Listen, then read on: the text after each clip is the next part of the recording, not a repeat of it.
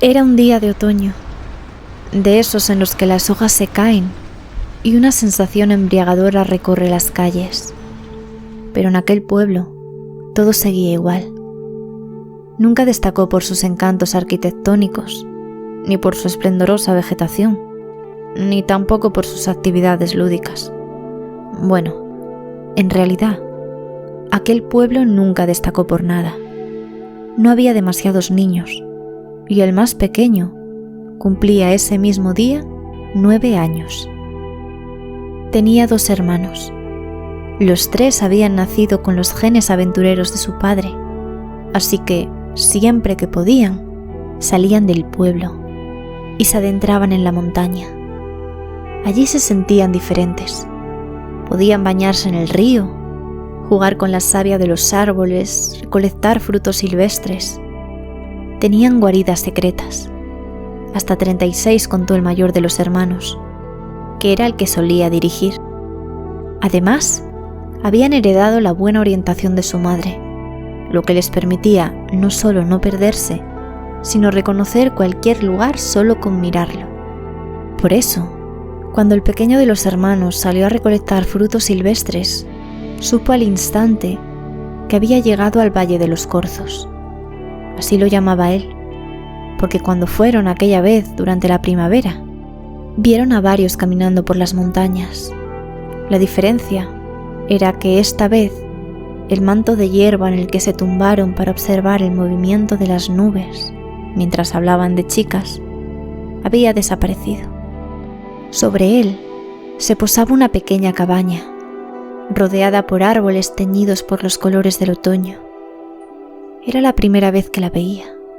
Sin embargo, su apariencia era vieja y desgastada. El humo salía de la chimenea y una luz cálida asomaba por las ventanas. Su naturaleza aventurera lo llevó a acercarse, observando que sobre la puerta colgaba un cartel que ponía «Abierto». Colocó su mano en el pomo y entró. Sorprendiéndose al ver a una mujer sentada en un sofá, tejiendo al calor de la chimenea. Esta alzó la mirada, cruzándose con la del niño, que se ruborizó al instante. «Perdón, vi el cartel de abierto y pensaba que era una tienda». Se dio la vuelta y abrió de nuevo la puerta para salir. Pero la voz de la mujer lo paró. «Espera un momento», le dijo, posando sobre el sofá el trozo de tela que parecía ser un calcetín y las agujas de tejer, y se levantó. El niño se giró, viendo cómo la mujer se alejaba, adentrándose en una sala. Al volver, lo hizo acompañada por una anciana compungida que caminaba sostenida por un bastón. Sus pasos se unían con el crepitar del fuego, lentos pero constantes. La mujer volvió a sentarse en el sofá y siguió tejiendo tranquilamente. Pero la anciana se paró frente al niño, le dirigió una sonrisa sin apenas dientes y recogiéndose un mechón de su cabello, le dijo: «¿Llegas antes de lo previsto?». El niño no entendía nada. «¿Antes de lo previsto?». «Se ha debido de confundir. Es la primera vez que vengo». «No me he confundido, muchacho. Tenemos mucho trabajo por delante. Acompáñame». Tras esas palabras, adelantó su bastón y caminó, dirigiéndose a una puerta, la misma que tiempo atrás la mujer había abierto. Pero el niño seguía parado en el mismo sitio. «Venga, muchacho, vamos». Dudaba. No le daba buena espina. Aún así, por su insistencia, decidió seguirla. Adentrándose en una sala de dimensiones que... ¿cómo describirlo? Se asemejaba a una de esas naves industriales a las que iba con su padre a comprar materiales de bricolaje, pero más grande. La luz provenía de altas ventanas y claraboyas circulares alojadas en el techo, que hacían que la claridad se filtrase pareciendo purpurina. Las paredes estaban cubiertas de estanterías que sostenían telas y lanas de colores que se levantaban tan alto que su mirada se perdía tratando de alcanzarlo. Incluso llegaba a darle vértigo. Un aroma especial rezumaba por toda la estancia. Posó su vista en la anciana compungida, que comenzó a ascender por una escalera, de forma torpe. 1, 2,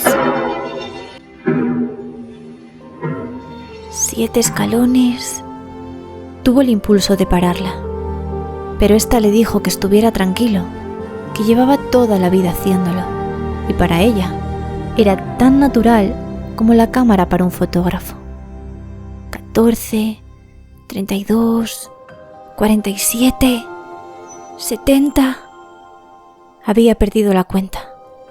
La anciana continuaba ascendiendo, tirando consigo varios ovillos de lana, que el niño recogió, pudiendo observar que en ellos había papelitos con nombres colocados: elegancia, amabilidad, prosperidad. Sin tardanza, la mujer comenzó a descender, escalón a escalón, sonando sus pisadas como pasos robóticos al tocar el metal. Bajo el brazo tenía un ovillo de lana roja. El niño recogió los del suelo y se los mostró a la anciana. «Se le cayeron cuando subía», le dijo. Pero ésta respondió: «No soy quien para devolverlos a un lugar que ya no les pertenece. Déjalos ahí, muchacho». Cogió de nuevo el bastón y siguió caminando. El niño, a decir verdad, pensó que estaba chiflada. Miró hacia atrás. La puerta por la que entraron ya no se veía. Con un suspiro pesado prosiguió, siguiendo a la señora, que se acercó a otra estantería y, realizando la misma actuación, cogió otro ovillo. Caminó y cogió otro. Así hasta 4. La sala parecía ser infinita. Veía el final, pero no llegaba a alcanzarlo. Como en esas rutas de montaña en las que, cuando parecía que llegabas al pico, aparecía otro pico, y otro, y otro, y te echabas 1 hora más caminando. Por suerte, poco a poco las estanterías se fueron diluyendo. Las paredes se estrecharon y los techos empezaron a volverse más bajos. El ambiente se tornó oscuro y frío. Notaba como si hubiera hilitos en su cara, que trataba de quitarse con la mano, pero al mirarla no veía nada. Caminó sin entender. A su derecha había un armario cubierto por una sábana blanca, y un poco más adelante, una mesa como la que tenían sus abuelos. De hecho, juraría que era la misma mesa. Y el suelo. Un aroma a vejez y madera lo cubría todo. Notaba la densidad, la pesadez, y de golpe, la sala se iluminó. Miró al techo. Una lámpara colgante de cristales y brazos metálicos, con muchas bombillas anaranjadas. Y aunque le deslumbraran, siguió observándolas. Era la lámpara de sus abuelos. Era el salón de sus abuelos. Era su casa. Pero la luz volvió a apagarse y todo se desvaneció. Los muebles, el aroma, la densidad. Bueno, todo menos los hilitos, que empezó a sentirlos por todo el cuerpo. Los quitaba, pero notaba otros. Y los quitaba, pero seguían. Y se volvían pegajosos y a la vez grimosamente suaves. De vez en cuando, pequeños destellos aparecían en la oscuridad, permitiéndole ver. Pero habría preferido no ver. Frente a él, había un entramado de hilos sedosos que cruzaban la estancia de un lado a otro, naciendo en el techo. Y una conexión surgió al instante. Telas de araña. de esas que siempre le dieron tanto miedo. Cada paso era angustioso para él, pero sobre todo, cuando los pequeños destellos se esfumaban y la oscuridad lo envolvía. Sus sentidos cobraron vida, como su corazón, que bombeaba más fuerte, y su piel, que se había erizado. No lo veía, pero lo sentía, cada poro de su piel gritando que quería salir de allí. Pero no podía, porque cuanto más avanzaba, más pegajosos se volvían los hilos, atrapándolo. Sin embargo, la anciana los traspasaba como si no existieran, pues con cada ráfaga de luz la veía más lejos. Pero el niño luchaba, trataba de arrancarlos, gimoteaba. ¿Qué es todo esto?, espetó. Por suerte, su voz alcanzó a la anciana, que aunque tuviera el oído duro, o eso pensaba el niño, lo escuchó a la perfección. Esta se giró, con un rostro inexpresivo, lo que hizo que el niño se sintiera todavía más enfadado de lo que aquel juego sin gracia había conseguido enfadarlo, y más se encolerizaría con las palabras que la anciana pronunció. Así estás en la vida, atrapado, y eso no lo puedo cambiar yo. Eres tú el que debe aprender a salir. A veces la dureza nos ciega, y creemos que todo es negativo, pero no es verdad.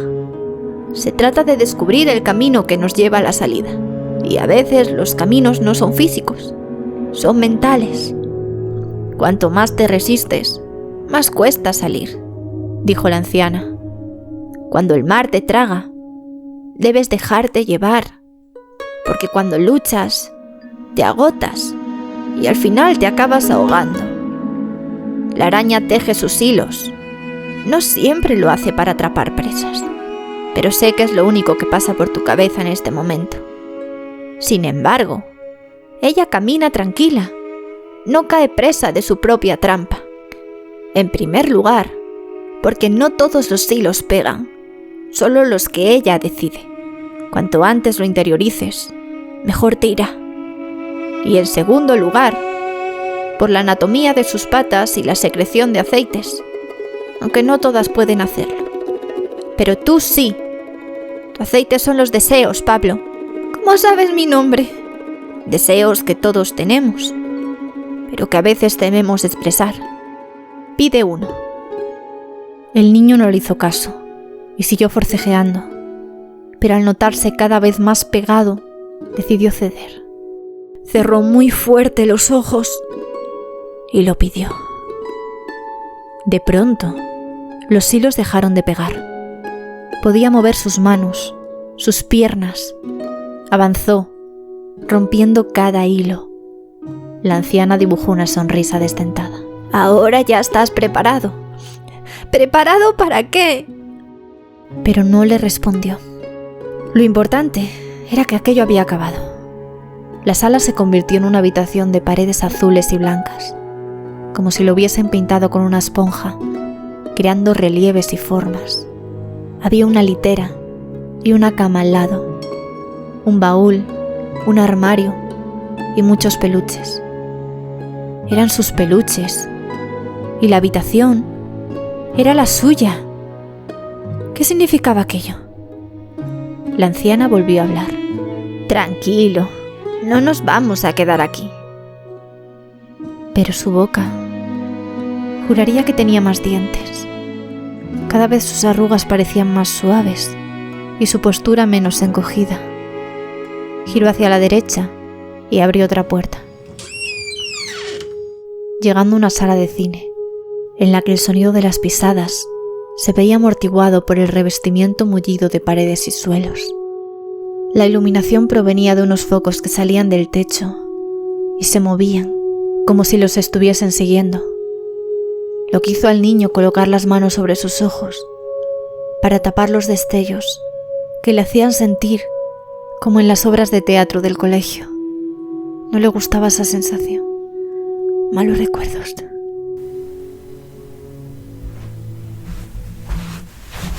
Empezaron a subir las escaleras, cubiertas de moqueta roja. Nuestro camino se repite una y otra vez, de formas diferentes, dijo la anciana, que cada vez parecía menos anciana. Sus pasos se volvieron más rápidos. Incluso su voz cambió. ¿Tu pelo? Dijo el niño, señalando unos cabellos que habían dejado de ser blancos. Veo que te has fijado. Aquí el tiempo se mueve hacia atrás. Los árboles crecen y después se convierten en semillas. Los ríos fluyen hasta llegar a la montaña, hacia su origen, al lugar en el que nacen todas las cosas. Frente a ellos se dibujó una pantalla. Los focos disminuyeron su intensidad e imágenes empezaron a proyectarse. Ríos que volvían a su nacimiento, lluvia que ascendía hacia el cielo, ciudades que se borraban por completo del mapa, bosques que desaparecían.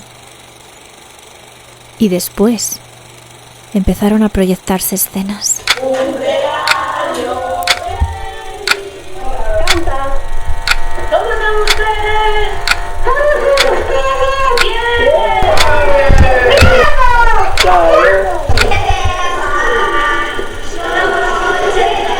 El reloj comenzó a acelerarse.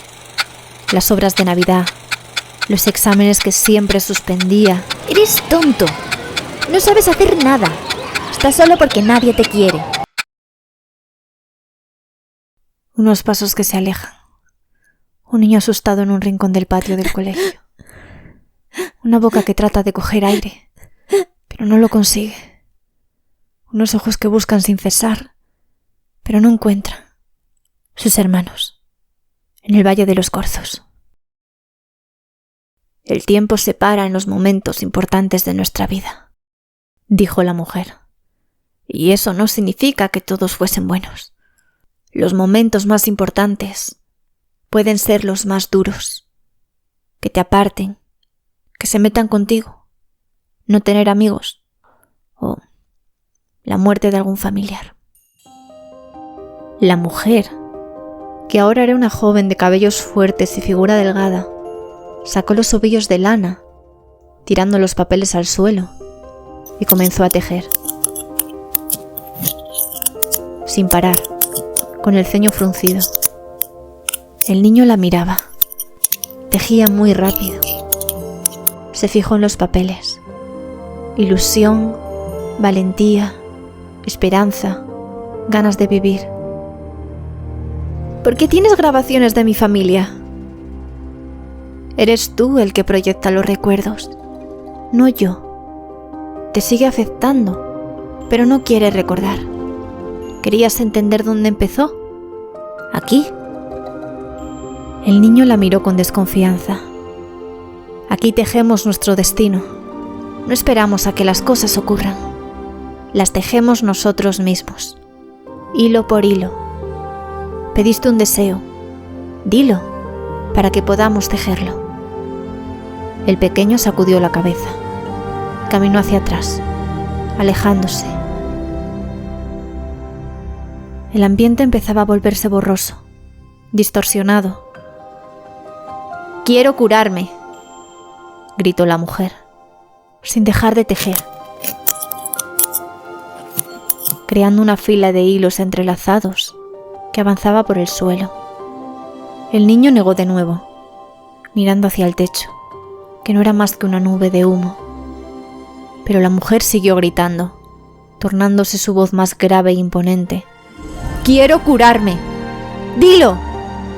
¡No! ¡Dilo! ¡No quiero estar loco! ¡No estoy loco!»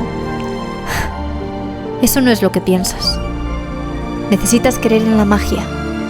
Por eso creas esta tienda. Por eso me creas a mí. No es verdad. Yo no he creado todo esto. Tienes que volver a tu semilla y regarla. No te avergüences de lo que eres. La mujer dejó los ovillos, que cayeron al suelo, y agarró al niño por los hombros. Escúchame bien. No puedes ayudar a los que ya no están, pero sí a la gente que se encuentra en tu situación. a las personas que lo pasan mal. Ayúdalos. Hazles ver lo que de verdad son. Que la magia existe. Que vale la pena vivir.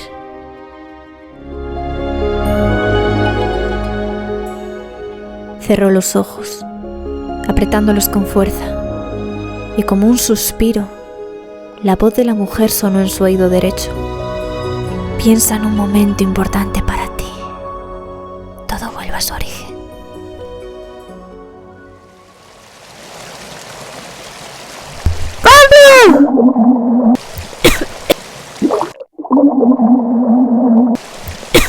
¡Ayuda!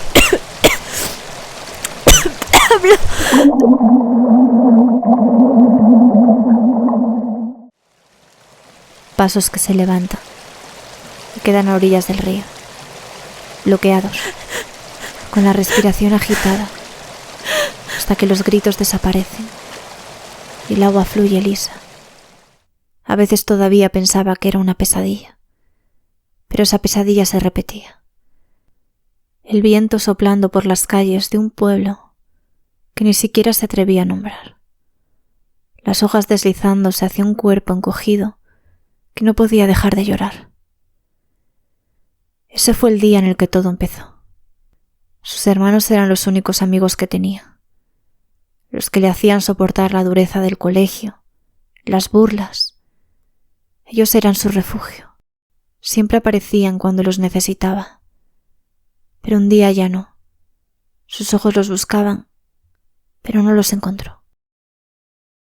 El 2 de octubre, el tiempo se paró y se aisló por completo. El mundo empezó a ser demasiado para él. Tanto que no pudo soportarlo y empezó a soñar con otra realidad. Una en la que sus hermanos seguían ahí, en la que nunca se cayeron al río, y el Valle de los Corzos era un lugar bonito, y en una escena que lo aterrorizaba, en la que volvían a salir los tres juntos. Sus pesadillas desaparecían, los sudores nocturnos, los ataques de ansiedad y, sí, también lo que él consideraba su locura, porque veía cosas que los demás no. Se autoconvenció de que algo andaba mal en él, y mostrarlo nunca fue una opción. Lo escondió, añadiendo una carga más a su mochila. Sus recuerdos se oscurecieron. La mujer, los hilos de seda, las lanas, todo. Y volvió a la realidad. Apareció en una pradera, rodeada por árboles que no reconocía. Se había alejado, y la soledad, y el no entender, y el darte miedo porque no tienes el control. Llora, mientras trata de encontrar el camino. Y es curioso, porque cuando lo consigue, en parte se siente peor, porque a veces prefiere estar perdido. Es más fácil. De todas formas, camina, porque no va a posponerlo más. Se ha cansado del miedo, de esconderse, aunque le cueste que lo vean.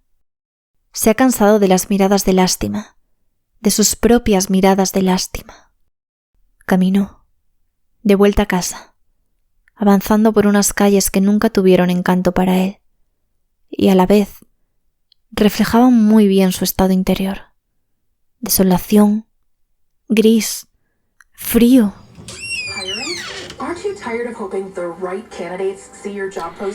Mamá, las historias no son fáciles. La vida no es fácil. Ese momento tampoco lo fue. Habló, lloró, tembló, pero lo necesitaba. Sacar lo que llevaba tanto tiempo reteniendo, ocultando por el miedo a que la herida se abriese un poco más. Pero no era el único. Nunca lo hablaron, no se atrevieron. Ni ella, ni él.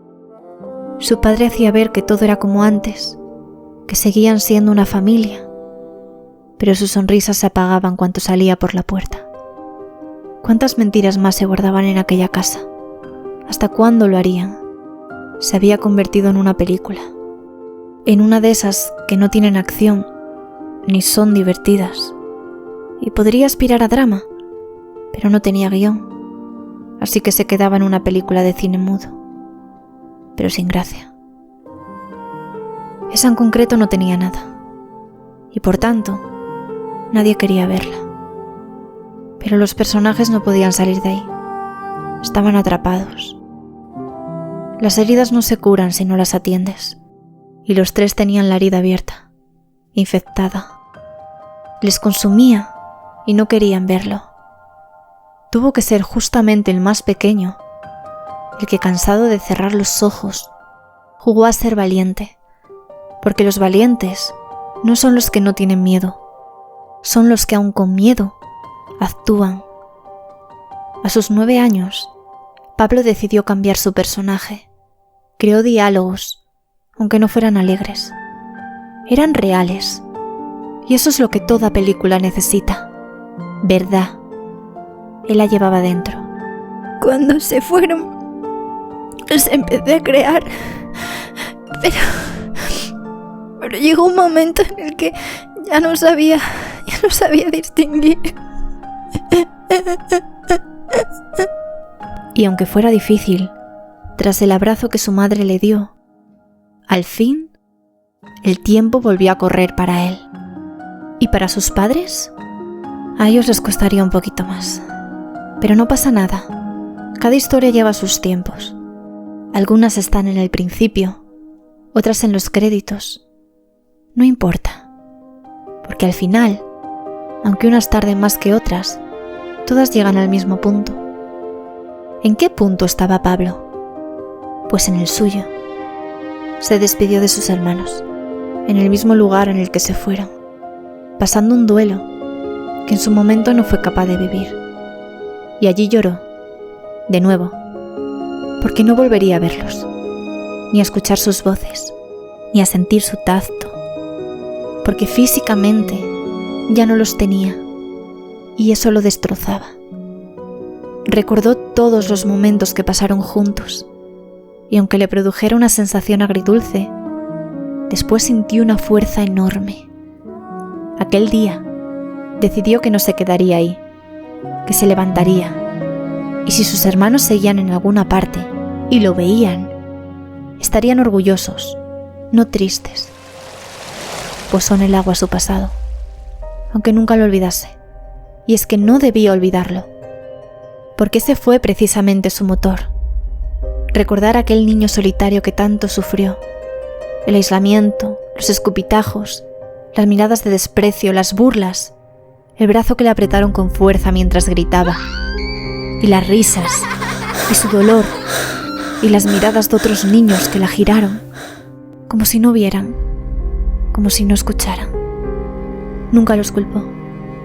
Al contrario, se culpaba a él, por ser como era, lo que le habían hecho creer. Desde entonces, le dio mucha importancia a los abrazos, a las sonrisas, porque a veces, muchas veces, a él le salvaron la vida. Se las entregaba a los demás. Empezó a ser el cambio que quería ver en el mundo, a tejer su destino, con pequeños hilos que, entrelazándose, crearon telas enormes, que se convirtieron en lienzos sobre los que construir nuevos comienzos. Los años fueron pasando. Trabajó con niños llamados problemáticos y ahondó en sus problemas. Les dedicó mucho tiempo. Tuvo dudas. Salió el resentimiento que llevaba acumulado por todo lo que le pasó a él. Y a veces quiso desistir. Pero al final, en todos los casos, aquellos niños terminaron llorando. Y ahí aprendió, porque nunca dejamos de aprender, que detrás del odio siempre hay dolor. Y algunos lo abrazaban, y eran niños sensibles, especiales, con historias complicadas. Cuando no atiendes el dolor, este se expresa de alguna forma. Enfermedad, odio, aumentan el dolor. Te hacen entrar en una rueda de la que es difícil salir. Pensaba, esa rueda no solo destruye a la persona que recibe los insultos, los daños físicos, No. También destruye la que daña, que al final no deja de ser, también, una persona dañada. Actuamos según lo que llevamos dentro, pero la diferencia es que hay personas que lo miran y otras que no quieren ver.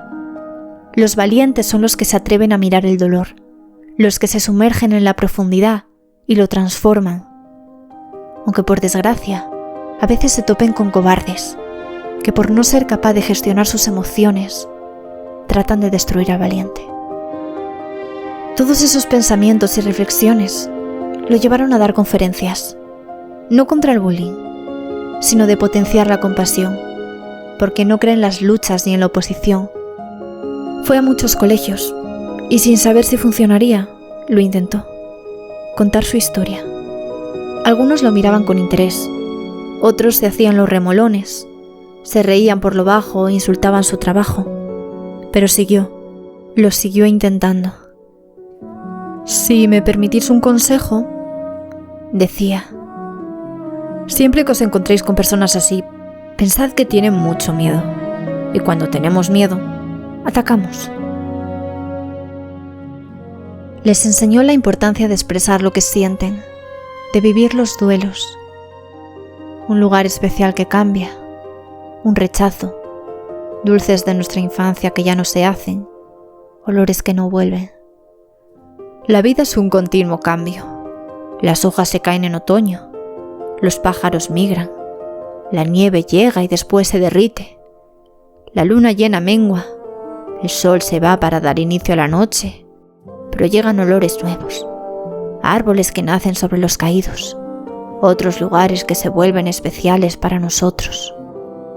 Eso es muy interesante, pero ¿y qué fue de la tienda mágica?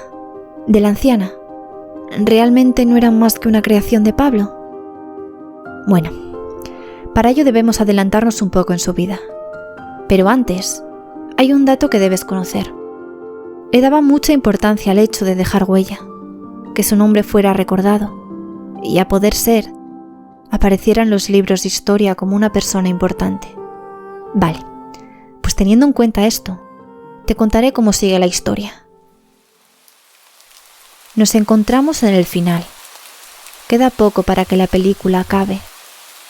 Sus últimos días los pasó en el hospital.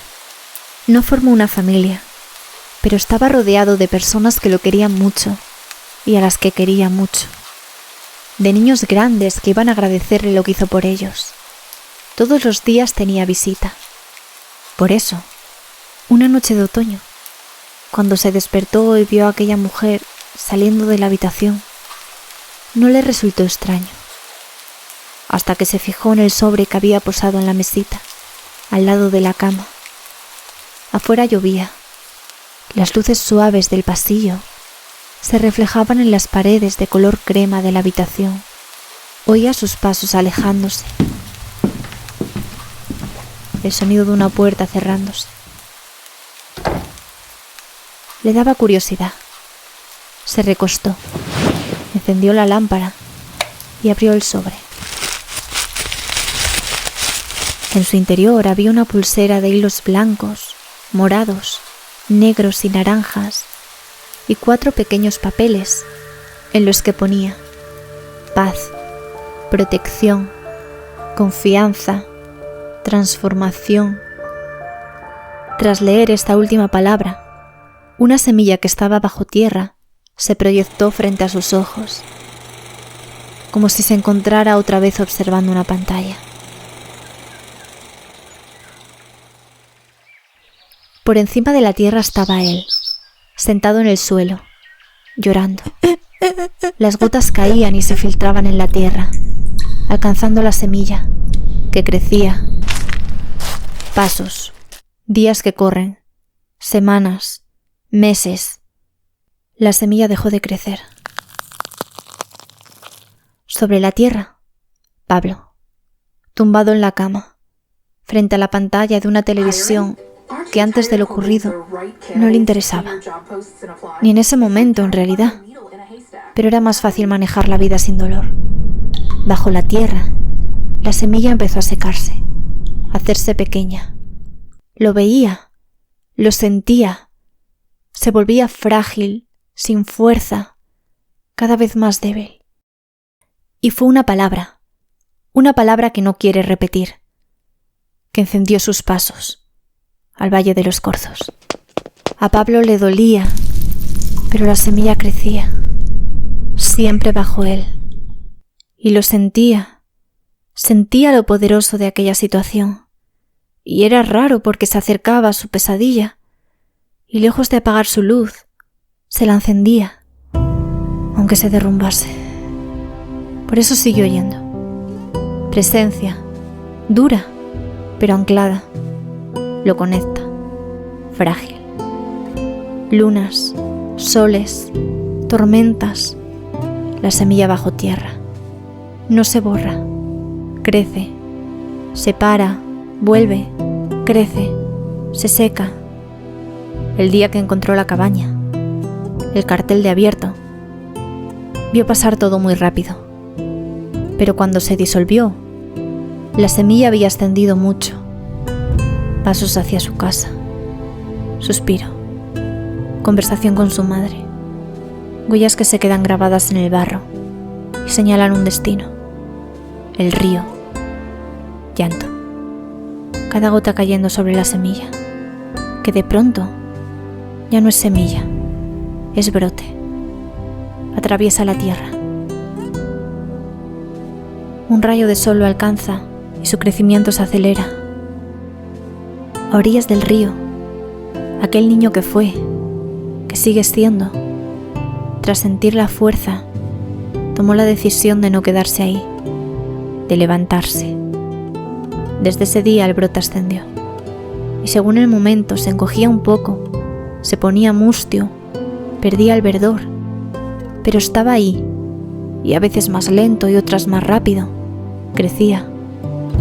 Un día, que fue especial para él porque vivió algo muy bonito con uno de los niños que ayudó, surgió una pequeña flor amarilla, un diente de león, y a la vez observó cómo bajo el niño otra semilla crecía, una semilla que él ayudó a regar. Mientras tanto, seguía caminando, y se mostraban los momentos en los que consiguió dibujar una sonrisa en los demás. Cada vez que eso pasaba, las semillas de los otros se hacían más fuertes, y una luz recubría la flor, que fue creciendo con él, a su ritmo, hasta volverse esponjosa y blanquecina. Para aquel entonces, Pablo era ya anciano. El viento agitaba sus filamentos, y alguno se fue volando, desprendiéndose. Un hombre cada vez más débil, pero también más libre. Y en ese momento se vio, en la cama del hospital, una ráfaga de viento llegó y se llevó todos los filamentos, que se esparcieron por el aire y fueron cayendo sobre la tierra. Semillas, y sobre estas, otra vida, un bebé, una nueva historia. Observó cómo algunos movimientos hacían crecer a esas semillas, cómo otros las deceleraban. Algunas se marchitaban por no tener alimento para crecer, y la persona que aparecía sobre la semilla moría. Entonces una pizarra apareció, llena de nombres que avanzaban a toda velocidad, hasta dibujarse Pablo Fernández Martín, y como si el viento se lo llevase, empezó a borrarse y desapareció. No importó el nombre, ya no es ese nombre. Se convirtió en todas las semillas que ayudó a regar, en todas las vidas que impulsó, porque eso es lo que queda al final, lo que podemos dar mientras vivimos. No es Pablo, es lo que dejan los demás, porque ahí reside. Estamos formados por fragmentos de otros. En aquella pizarra, unas líneas se dibujaron, entrelazándose, y se alejaron, hasta que no quedó más que un punto brillante, como una estrella, y a su lado surgió otro punto brillante, y así todo un universo. Y las letras surgieron. Todo vuelve a su origen. Su mirada se nubló. sus constantes bajaron, y en aquella habitación un niño grande se fue, en paz, con una sonrisa dibujada, porque no entendía, pero sobre todo, porque al fin lo comprendió todo. Tiraron sus cenizas al río y se disolvió en él, cerrando un ciclo, volviendo al lugar en el que todo empezó, en el que el brote surgió. Porque recuerda, eso es lo que queda al final, lo que podemos dar mientras vivimos, que no es el nombre, es lo que dejas en los demás, porque ahí resides, como un punto brillante en medio del espacio.